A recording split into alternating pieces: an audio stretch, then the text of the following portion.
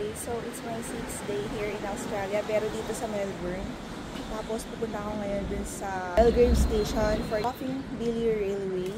Gagawin ko yung activity dito sa Melbourne kasi dito lang yung magagawa. Siyempre, sayang naman, diba? So, it's our 6th day na. Hanggang ako nandito, like 7:15 time checks. Dapat raw before 10 AM nandun na. Kasi siyempre, mahirap naman, diba, maiwanan ka. Lalo na binayaran dun. Yan pala yun, no? Belgrave.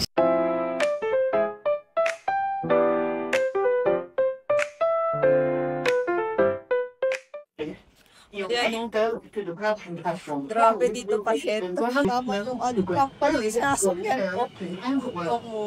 So, yan o. Sinisix here in Australia. Dito sa Melbourne. Then, pupunta ako ngayon sa Belgrave Station. Pero before noon, syempre, before tayo pumunta ng Belgrave Station, sumakay kayo ng train papunta din sa Belgrave. Then, gawin kayo nito. Mikey. For full day fare, $12.60. Pero dapat kinuha ko na yung pang days pala kasi since pupunta pa ako ibang landmarks. Kanina talaga, mali pa yung sinakyan ko from lang. Ito pala yung dapat bilihin, no? Yan, Mikey. $12.60 AUD. Kapag pupunta kayo sa mga landmarks dito sa Melbourne, you need to buy this one. Hindi siya pwede yung credit card. Like sa Sydney, kasi parang pwede dun sa Sydney. Hindi ko lang bakit dito hindi pwede. Dapat pala yung pang days yung in-available. Kasi parang lugi ko full day fare lang. Pero anyway, that's it. Parang okay na rin. Check na lang. Ito. Diba? Pag ganyan pa.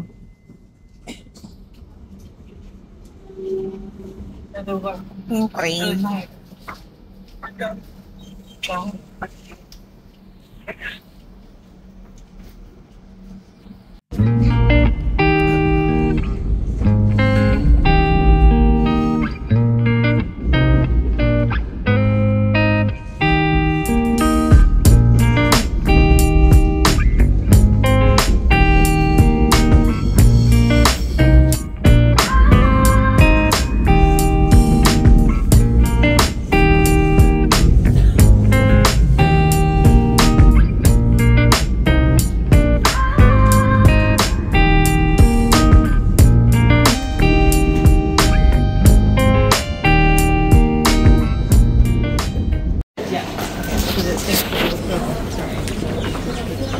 So, nakarating na ng Belgrave.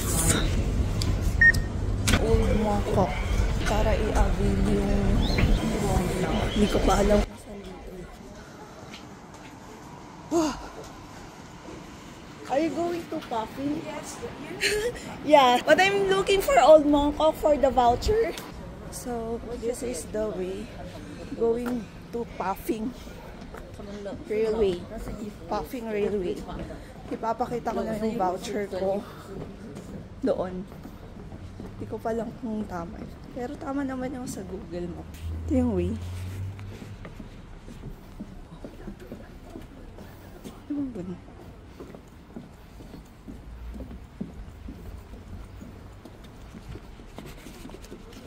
So this is the Puffing Billy. This way. It's cold. There. Sana tama. At least, kasi dito sa Puffing Railway, dapat before 1 hour, andun kayo. Kasi yung train or yung railway, aalis siya ng exact 10 AM. So, kung na-book nyo is for 10 AM, dapat pumunta na, nandito na kayo sa Belgrave ng mas maaga, like before 10. Belgrave Station. Wow.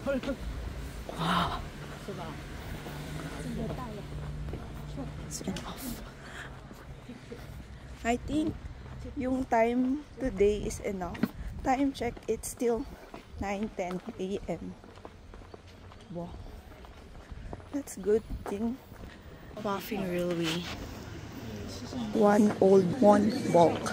road tayo. Booking office. If you have the voucher, maybe you can just show it. There. Yeah. So, andito na tayo sa Puffing Billy Railway. Waiting na lang na sumakay. Tapos ito, nakakuha na rin ako ng physical ticket. Oh. Go. Waiting na lang. At least, mga before 10 dapat nandito na. Dami ng tao dito para mag-start. Diba? Kaya nakaka-excite. Pina-check na nila.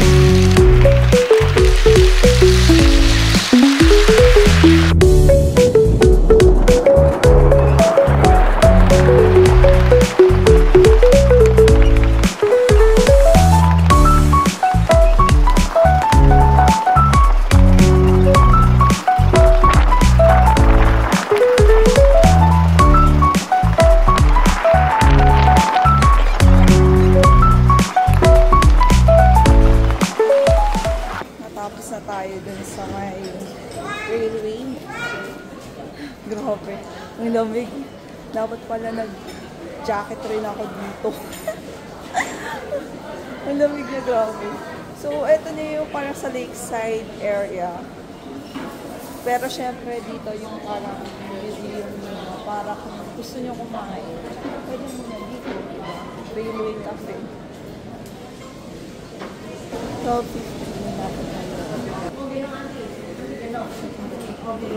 Cafe. Doon yung pasukan, no? Kung gusto mo kumain.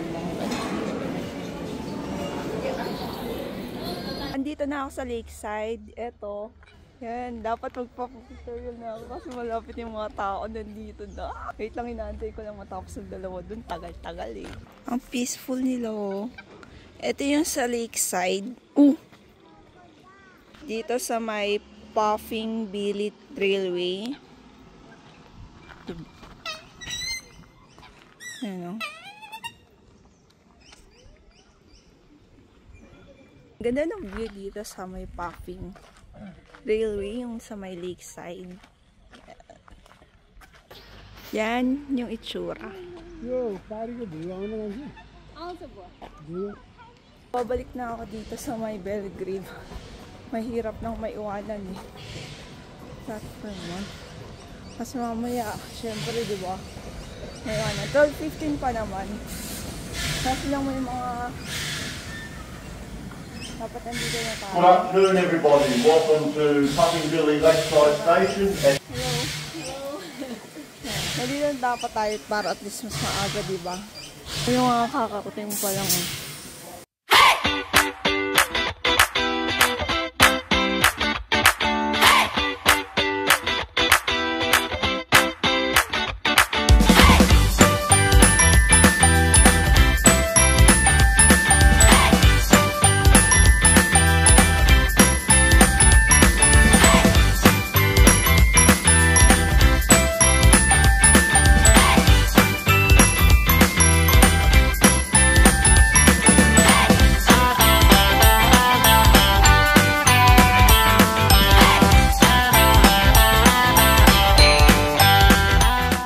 So, tapos na ako dito sa may Puffing Railway and masasabi ko, it's nice.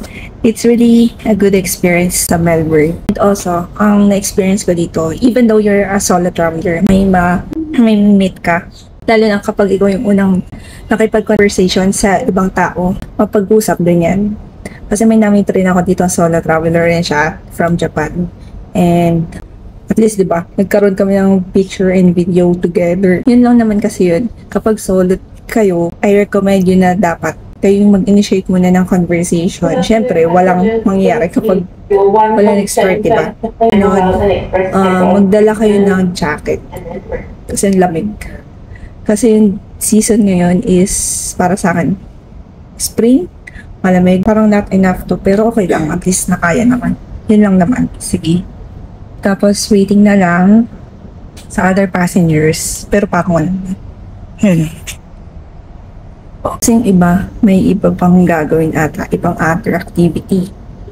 Eh ako parang, syempre, hanggang lakeside lang. So, yung other activities parang not so interesting sa akin. Take up yung car.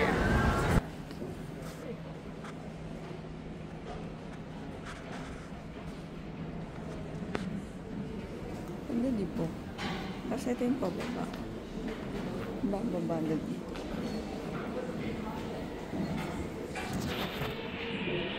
Yung itsura niya pa. Ang ganda.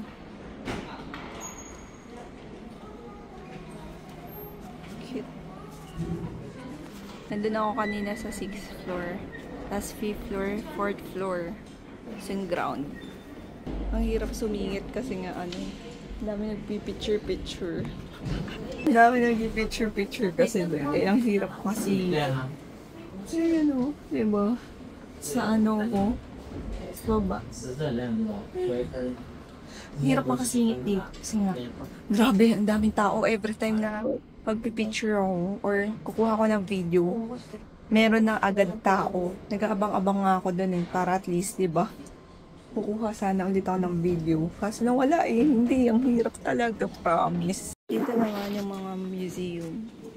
Mga collections na pwedeng makita dito. Ayan. Ito. Mga nakalagay lang dito. Actually, hindi ko alam kung ano mga ito. Ayan o.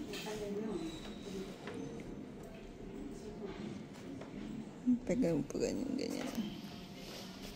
Siya, diba?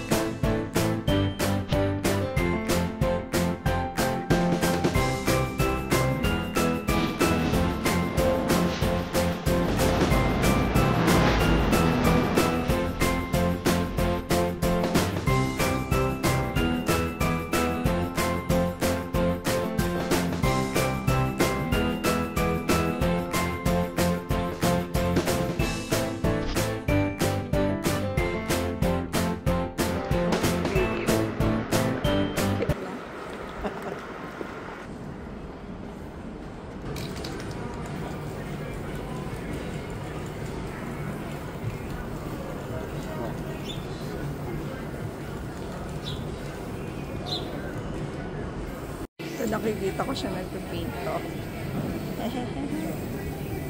Cute lang. And I've been waiting in the shadow of the sun, seizing time and know what's been before. Close the curtains, what you waiting for? And I've been keeping secrets till I'm in the ground.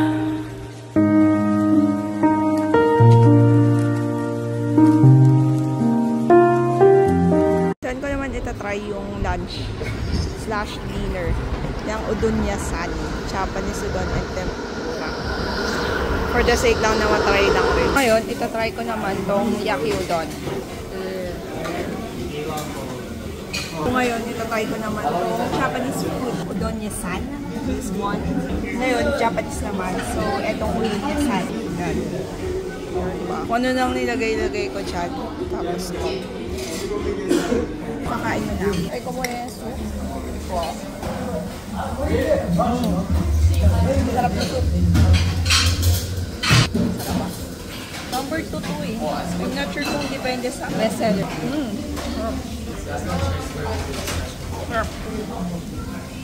Tapos na ako kumain dun sa Udon-yasan. Ang sarap niya. Grabe, kumataba na ako dito dahil sa pagkain ng mga Asian foods. Asian foods dito sa Melbourne. Well, masasabi ko lang, okay lang talaga. Parang nag-food trip ako dito sa Melbourne ng mga Asian foods eh. Ito, kakalis ko lang. So, parang gusto kong maghanap ng coffee or mga sweet something. Yun. Para may dessert man lang. Sige, hanap lang ako. Pinapa-evacuate kami.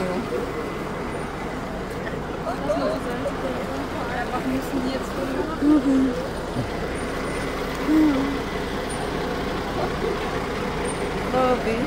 Bigla na lang pinapaba.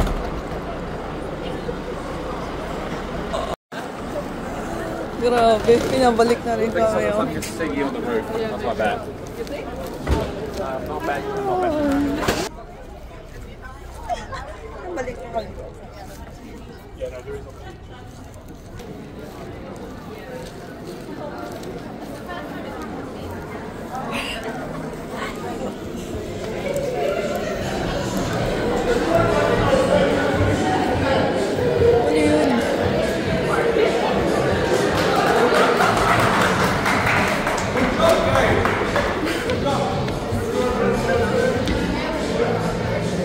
Ito yung itsuro ng kapag walang tao. Diba? Ako sa Soaring Hill ngayon.